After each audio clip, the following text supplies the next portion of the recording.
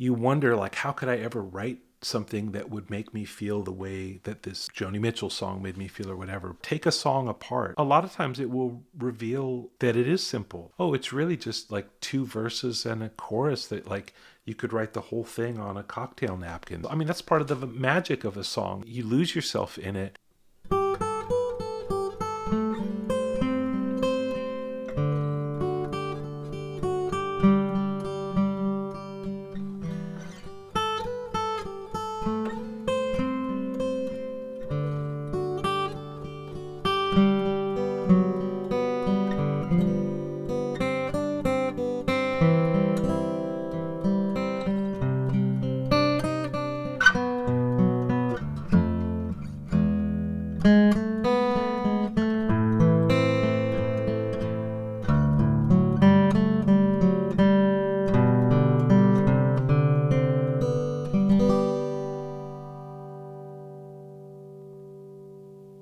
Hello, and welcome to the Acoustic Guitar Podcast. I'm your host, Nick Grizzle, joined for this episode by my co-host, Jeffrey Pepper Rogers. We were lucky enough to sit down with Sonny War, Madison Cunningham, and Adam Levy for an in-depth conversation on songwriting. Each of these guitarists has a unique perspective and process. Whether you're writing your first or 50th song, this episode is chock full of wisdom, ideas, and encouragement. In fact, our guests were so generous with their time and insights, we couldn't fit everything into one episode. If you've been thinking about joining us on Patreon, now would be a great time to sign up. You'll find part 2 of this episode waiting for you at patreon.com/acousticguitarplus. You're probably already familiar with our illustrious songwriting panel, but just in case, here's a quick intro of each of our guests. Sonny War forged her singular folk-punk style busking on the boardwalk in Venice Beach, California. Currently based in Nashville, she is touring in support of her latest release, Anarchist Gospel. Madison Cunningham, a native of Southern California, first made her mark through tours and collaborations with artists such as Chris Thile and Andrew Bird. At 26 years old, she already has 4 Grammy nominations, and she won this year's Grammy for Best Roots Performance. Adam Levy is a versatile guitarist and songwriter based in New York City. In addition to his own albums of original songs and instrumental jazz, his guitar playing can be heard on recordings by Norah Jones, Tracy Chapman, Alan Toussaint, Anais Mitchell, Wolf Peck, Amos Lee, and many more. You also heard Adam play the theme music for this episode. We'd like to take a moment to say thanks to PRS Guitars for sponsoring this episode. PRS Guitars' unique bracing system and single diaphragm approach to building acoustic guitars results in instruments with big personalities. Download their acoustic gear guide at prsguitars.com/acoustics. The guide has information on all of their models and also includes more details about how they build guitars with links to demo videos. Again, that's available at prsguitars.com/acoustics. You'll find that link and links to learn more about our guests, plus lessons, interviews, and song transcriptions in the show notes for this episode. As always, thank you for tuning in. Enjoy this episode of the Acoustic Guitar Podcast. Now I'll kick things over to my co-host to start the conversation. So since all of you have such distinctive guitar styles that seem so locked into your songwriting, does this process typically start there with something on the guitar that kind of guides you into the process, or is that just one way among many that you can start? Well, it's interesting. No, normally I don't start with the guitar. I have been a guitar player since I was maybe 10 or 11 or something. And I came to songwriting and lyric writing in my late 30s after I'd already been playing a long time. And so when I first started writing songs, I tried to see how much I could do without it coming from the guitar. I knew that my lyrics weren't going to be that great from the start, or I figured that. So I wanted to, when I started writing songs, I really focused just on lyrics to try to get them to feel really solid. And then I would bring the guitar in and almost think of it as like underscoring or something, like I've started with a poem and then I have to write a musical score to it. So I'm really curious about Maddie and Sonny. That's so interesting, Adam. I think about you all the time because I know that you've talked a lot about that's the way you write, and that's actually by sort of your profession, that's not what I would have thought that that's how you would have gotten into songwriting, but I think that's so cool and almost such a focused way of doing it, because you have sort of your sentiment in place, and then it's just sort of figuring out the melodic piece. And I usually start with sometimes like the full arrangement comes into view before lyrics or sentiment has had the chance to. That can be so frustrating, because it's like I can have this idea of how the song should kind of roll or how it should feel, and but without the lyrics, to me it's sort of just it's not a whole thing, obviously. But yeah, I spend a lot of time with the lyrics. That's probably what always takes the longest, and making sure that is reading very genuinely and mean something to me.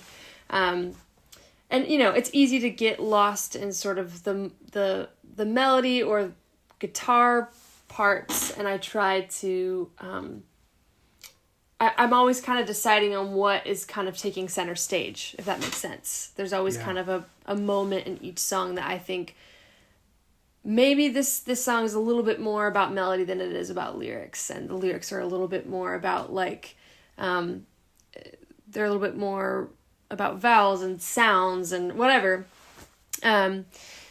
But yeah, lately I've been really trying to, all of my favorite songs have like my favorite lyrics ever.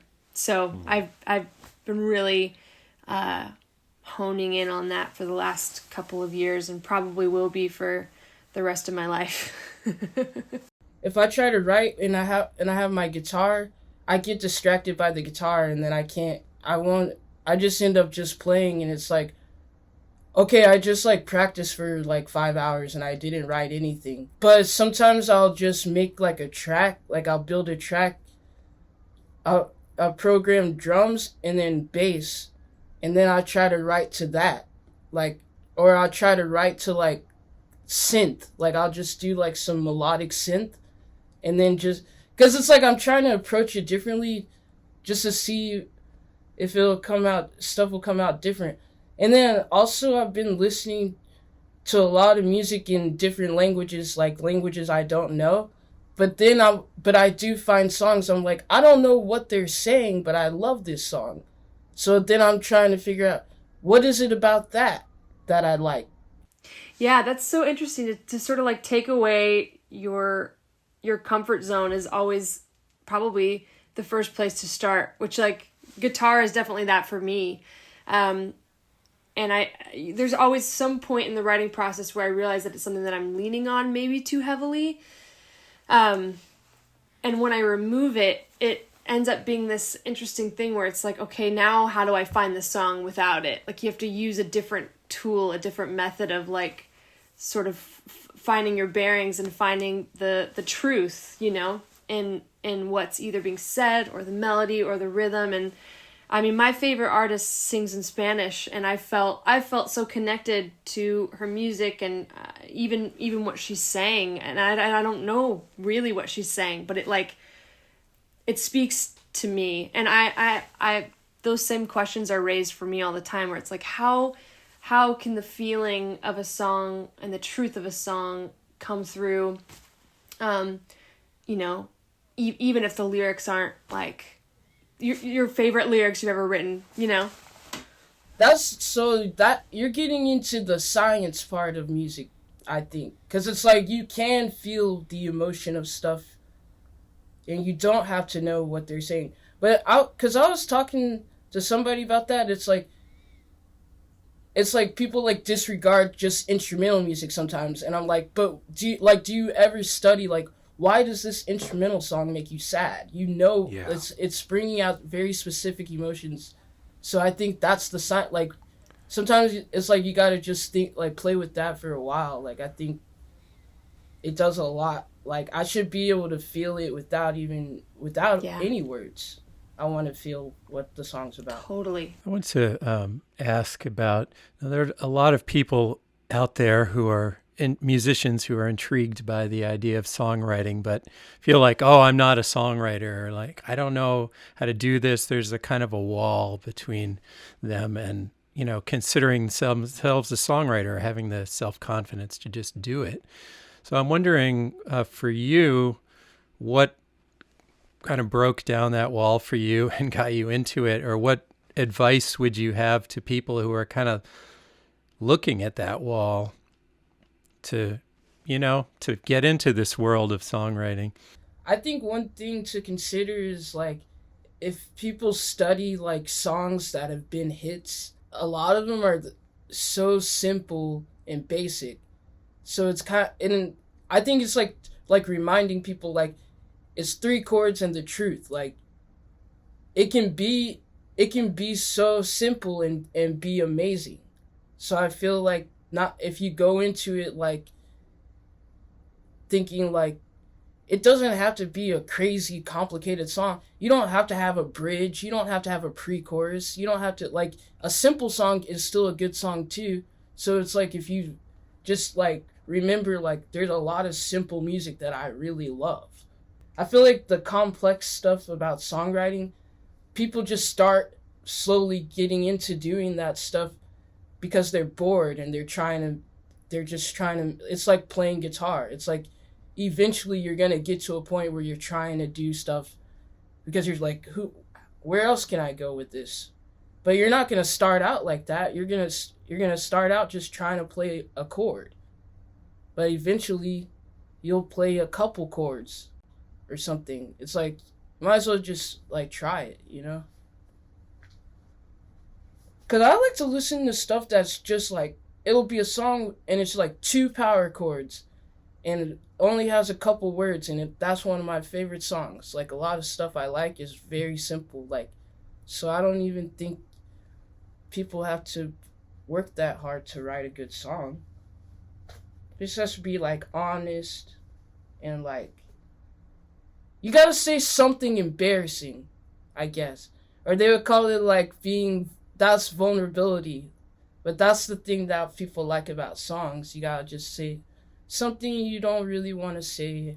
Yeah, I mean, I feel like I was always shy as a songwriter, sort of at the beginning. I started writing songs when I was fairly young, probably around 7 or 8.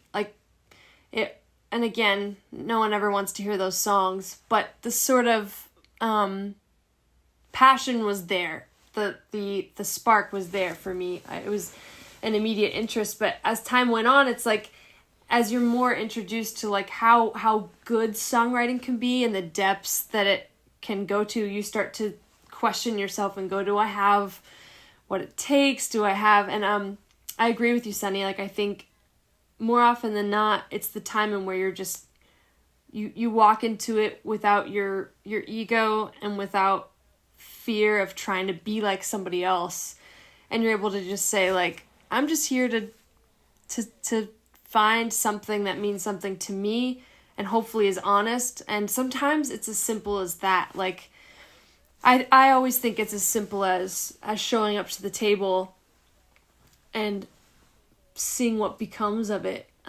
We always it's funny, like before I go into a songwriting cycle, I'm so fearful because I'm afraid that I've forgotten how to write or that there won't be anything left for me. And I usually let myself just like wait in that fear for a little bit because I know that it's coming. It happens every time. So that's sort of a phase of it. And then the rest of it is kind of just honestly being like, it might just be 30 minutes a day where I'm like writing nonsense, but I'm trying and I'm at least communicating something from my mind to a page, and that's really all it is. That's it. And you can say whatever you want. Like I think if we get out of the mindset of like it's got to just be this perfect piece of literature or a poem or whatever, it's like that's why I love Joni Mitchell so much. She's a poet, of course, but like also she's just talking about whatever she wants. That's it. And then she's finding things that rhyme, and she's like, melting hearts and breaking minds and stuff like that. But also she's just the veil between herself and her emotions is thin, and she was willing to do that, and that's what it is, So I would say it's to agree with you, Sunny, like it's easier than we make it harder than it has to be. Yeah. And I think also just like it's good to think about like, well, what do you consider a bad song? And then think about what do you consider a good song? And it's like there's a lot of room in there. Yeah, well said. Well said. Sometimes I'll ask people to transcribe a song. Like it's so easy now to just Google what are the lyrics to this song that I love, or what are the chords to this song that I love, and then it just becomes data. But if you actually do it yourself, if like sit down with pen and paper, if you're a pen and paper person, or you can just do it in your laptop if that's what you're into, like actually take down the lyrics of a song that you really like one word at a time. Just figure out what the lyrics are, and then if you can, figure out what the chords are, and then if you can, sing it and try to get it inside your bones. Because people who want to write songs who haven't quite taken the leap, a lot of times it's because it could be because they have something to say and they want to say it. It also just could be because music makes them feel so much when they listen to it, and they want to get in touch with that in a different way. And so when you feel stuff, it's intense, and you wonder like, how could I ever write something that would make me feel the way that this Joni Mitchell song made me feel, or whatever. But I think part of it I have found for myself and for students is you have to be willing to take it apart, take a song apart. And a lot of times it will reveal that it is simple. Like, oh, it's really just three chords. I thought there was so much else going on. Oh, it's really just like two verses and a chorus that like you could write the whole thing on a cocktail napkin, this whole lyric. And when we listen to, I mean, that's part of the magic of a song is sometimes you don't know if it's 1 minute long or 8 minutes long, or just you lose yourself in it. And I think I found it helpful anyway to actually go like, okay, what is this made of? Really, what is it? And then you think about, okay, I could write two verses and a chorus. I know three chords. I know the truth. And then just start from there, just to kind of demystify it a little bit. Of course, if you're talking about maybe Joni Mitchell or something, you're not going to find that it's just three chords. But a lot of a lot of songs that are in your heart, the jukebox that lives in your heart, like they're not. There might be less to them than you think, and sometimes when people see that, it can be liberating, and they'll get started, because otherwise it feels like you're asking them to write a novel, and that's not really what a song is. It's not a novel. I'm thinking is in all of your responses, I'm thinking with the idea of just allowing yourself to be bad too. And a lot of people have a really hard time with that, you know? If it isn't hit this ideal that they have in their minds about what it is that they can write, and it doesn't hit it right away, then it just kind of gets frustrated and throw it away. It's like that saying, everybody wants to go to heaven, but nobody wants to die. Like if you want to write songs, you have to be willing to die. I mean, not spiritually die, but die in the way that to flop, to imagine like being a stand-up person and walking on stage and trying to deliver a joke or a story that just goes nowhere. And that's just part of what it is. You have to be if you're not willing to do that, then I think you're only going to be able to go so far with your songwriting. You're going to write some very safe songs that might mean something to you. To your point as well, Adam, like you have to be bullheaded and be willing to, like, for myself, I think about how many embarrassing shows I've probably played in my life where I thought, how can I get up again and play in front of people? Because it felt catastrophically rough to me. But it's this love that sort of supersedes the the temporary embarrassment where you're like, I've got to get up and try again. It's like you just have to keep kind of hitting back and being like, to yourself, honestly, and to your ego, and being like, I'm gonna write my way out of this. I'm gonna play my way out of this, because I think your biggest fight is not with like critics or with, you know, the friends that tear your songs apart, or like, you know what I mean? It's like with yourself forever and always. And yeah, that's the sort of it never really goes away. I always think it will at some point. I'm like, maybe I'll like not be so self-centered about this, and I'm just still in this body, you know? That's all. This is the only perspective I have. When you're working on a new song, you know, how do you know if you have an idea that's strong enough to develop into a full-fledged song? And another part of this is when you are working out an idea, is there a line, or what's the line for you to stop trying to force it if it's not working? Man, I throw so many songs away. I got hundreds of demos that no one will ever hear, because I hate all of them. I walk away so fast, and I can spend like, sometimes I can spend weeks making a demo, and then at the end I'm like, this is trash, like, and that's it. I walk away. Totally. For like, I'll have 10 ideas and I only like one of them, so I feel like it's like troubleshooting, like. And I was talking to a writer, but she writes books.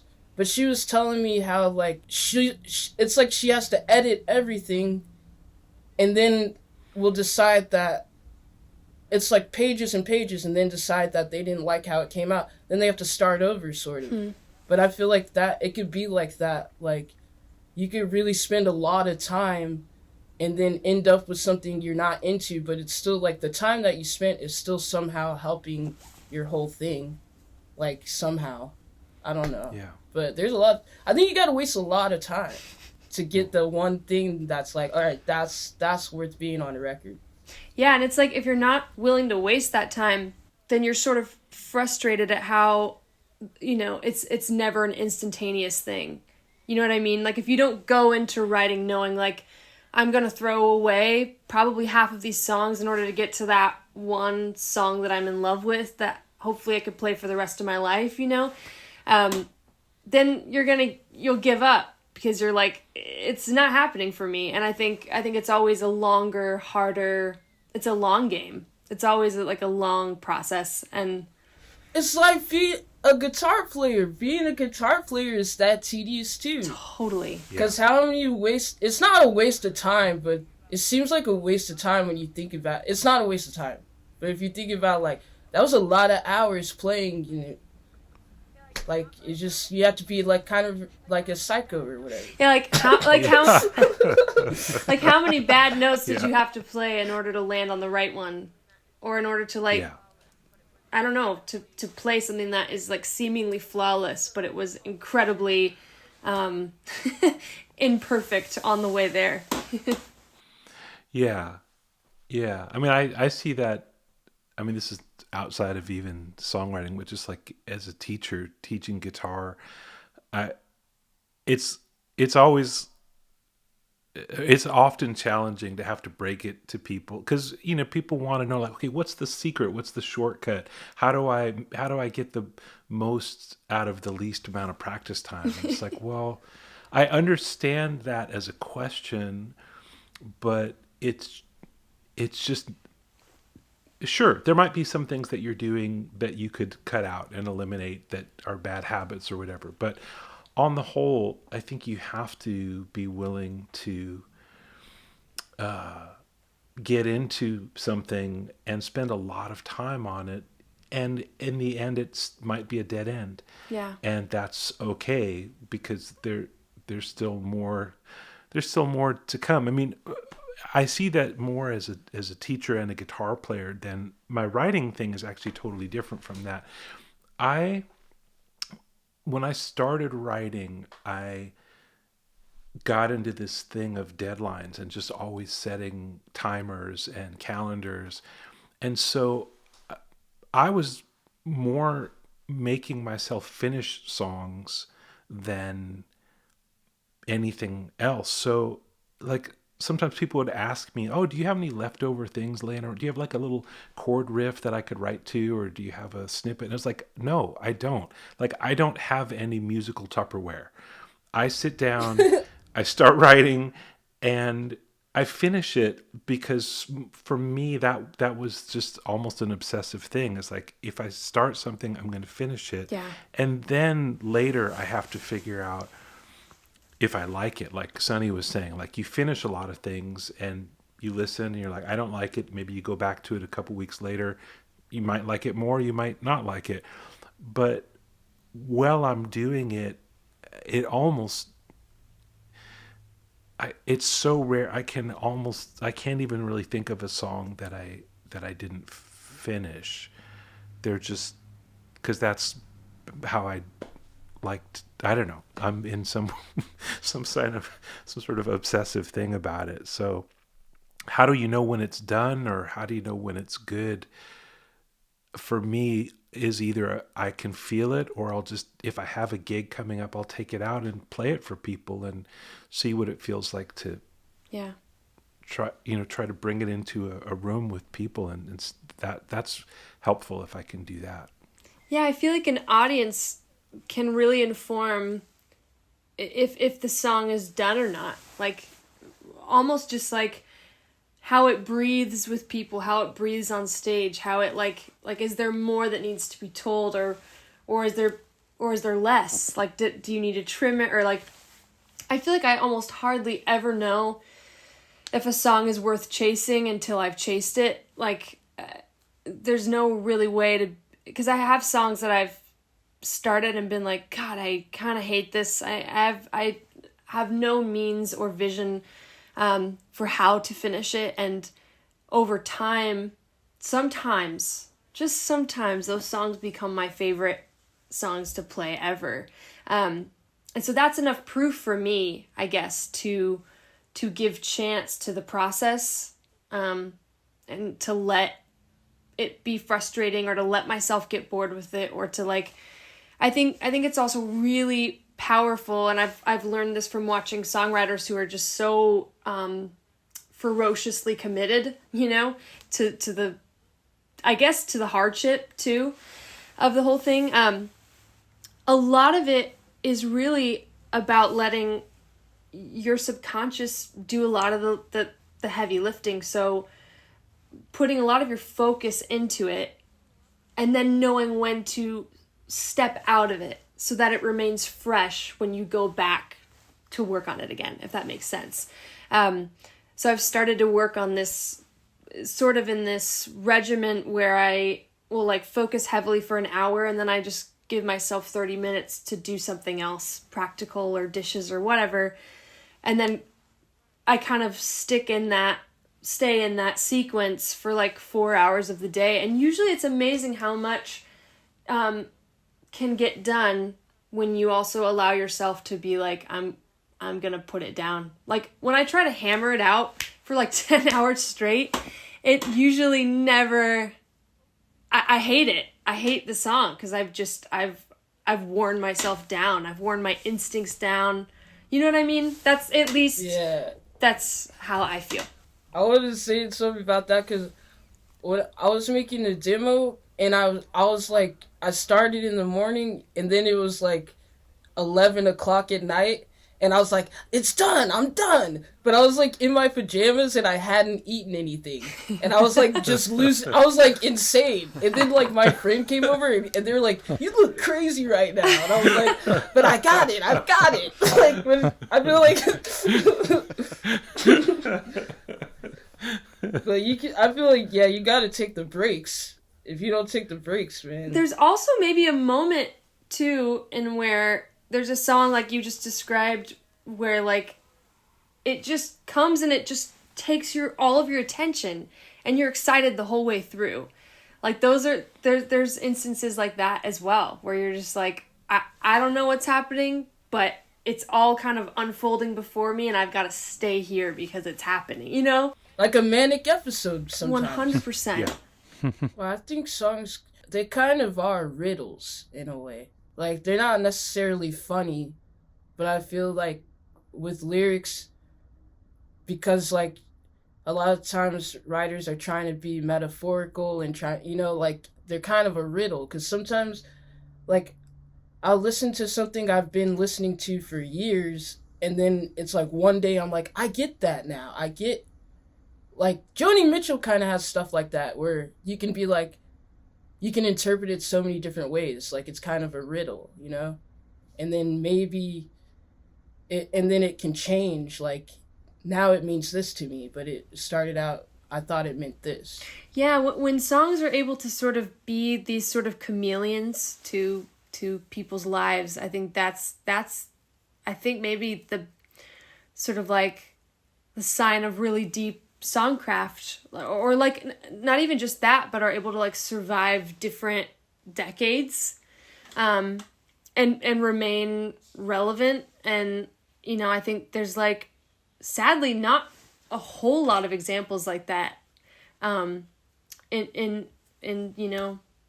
the songwriting world. I mean, there's a lot in terms of like, there's so much music that I think still stands the test of time. But I don't know. I even in this day and age, a lot of the songs that are coming out, I wonder, like, will this survive this moment, or is this is this like in fashion? I don't know, because fashion is so fickle, and like I always am asking of myself, like, how can I, because like we're all afraid of being irrelevant in some way, whether it's now or later, and managers are more afraid, I think, of you becoming irrelevant in the present.